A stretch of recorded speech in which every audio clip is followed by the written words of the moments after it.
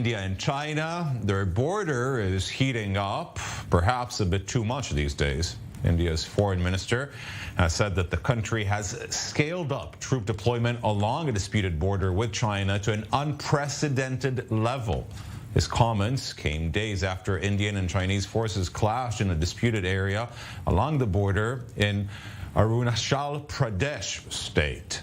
For more on that, we're joined by Ekta Kumar. She's an Indian columnist, and she joins us live from New Delhi, and by Richard Kimber, a Hong Kong-based journalist. Thank you very much, both of you, for being with us today. Ekta, I'll start with you. India and China share a disputed 3,440-kilometer-long de facto border. It's called the Line of Actual Control. Now, why has it heated up recently?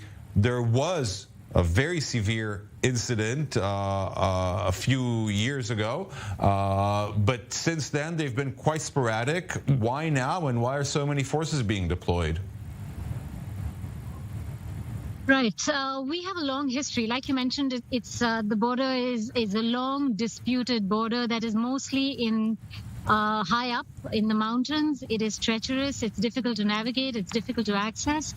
And after the war in 1962, I think from 1963 onwards, we've had a long history of agreements trying to manage that.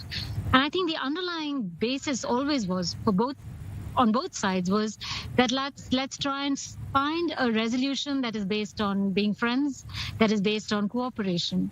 However, like you mentioned a little earlier, it's been a difficult time in Indo-China ties. The last 2.5 years have been tough.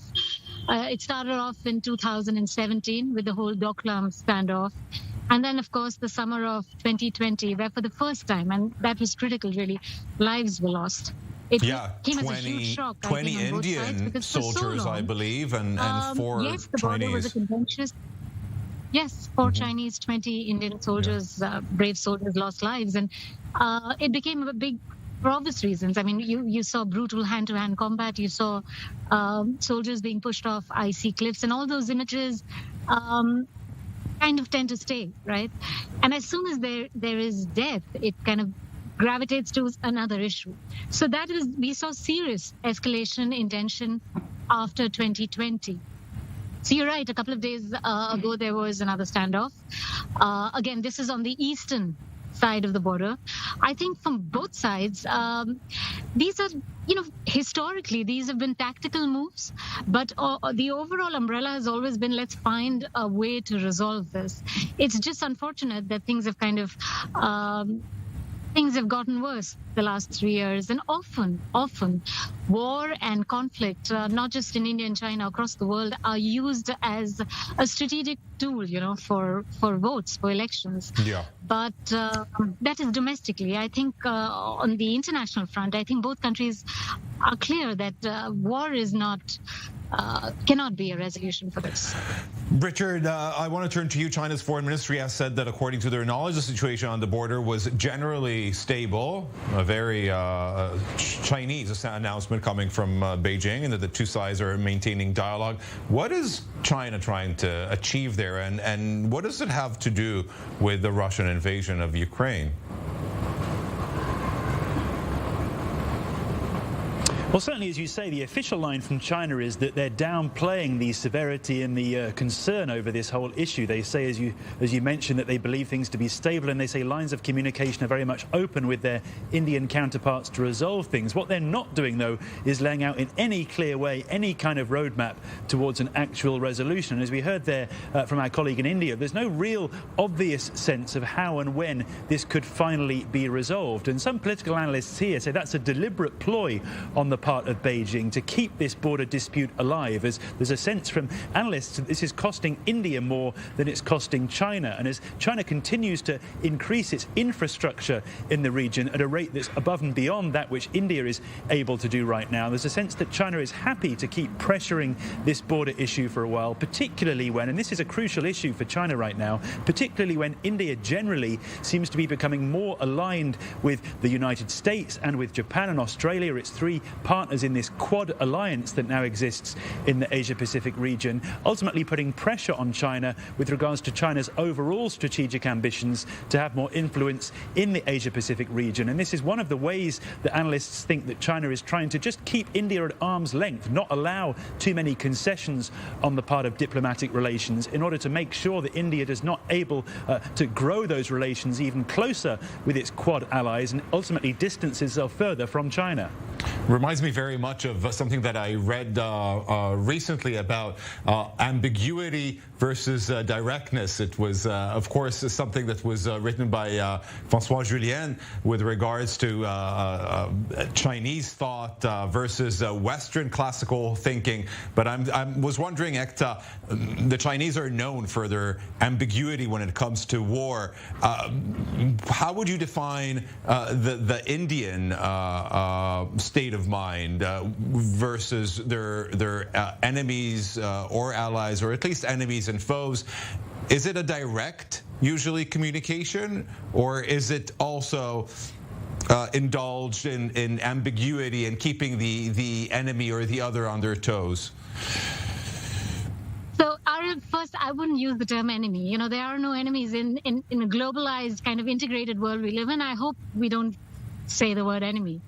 I think we're all doing this diplomatic dance, if I can put it like that, to carry forward from what, our friend spoke earlier. After the violence of 2020, we've met close to 16 or 17 times to talk and try and solve this. But like you both were discussing, there's been absolutely no way forward. I think in terms of intent, the intent is there. And it's been said publicly by the External Affairs Minister and senior leaders in India that the intent is certainly there to kind of say, let's not get distracted. You know, all this is distractions that kind of take away from where we can work together and really on mutually kind of beneficial platforms, whether it's commerce, whether it's the economy, whether it's regional cooperation, and all of those. Those are platforms that we need to work towards. Let's not get distracted. But I would tend to agree with the discussion earlier, saying that from a Chinese point of view, this blow hot, blow cold kind of tactic is something that we're used to, and you can't wish it away. So you just have to learn to kind of navigate that, manage that, contain that at the border, and not let it influence how India and China kind of step forward in diplomatic and international relations and agreements. Okay. Ekta, thank you. Richard, back to you. And my last question, I guess, has to do with another drill that China and Russia are launching today together in the East China Sea, that is right next to Japan. There was a drill just in September, and now they're launching another one. Again, one cannot see the disconnect from other events that are happening globally, and this pact that is really becoming stronger and stronger between Russia, China, and Iran.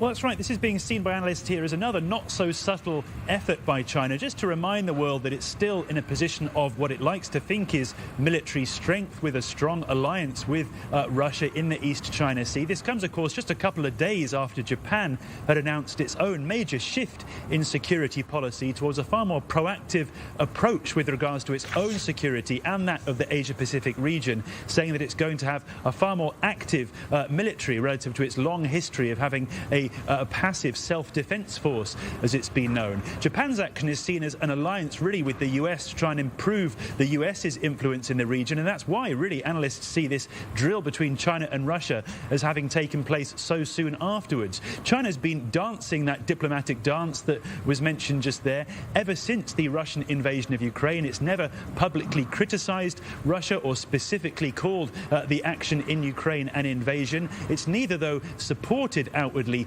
Russia's actions there, and has again, even after these drills with Russia, called for a de-escalation of actions on both sides. But this effort to have military drills in this highly sensitive area here in Asia is again seen as an effort by China just to remind the United States and the rest of the United States' allies in the region that China is not willing to sit back and do nothing, while Japan and Australia also start to get much closer with US intentions here.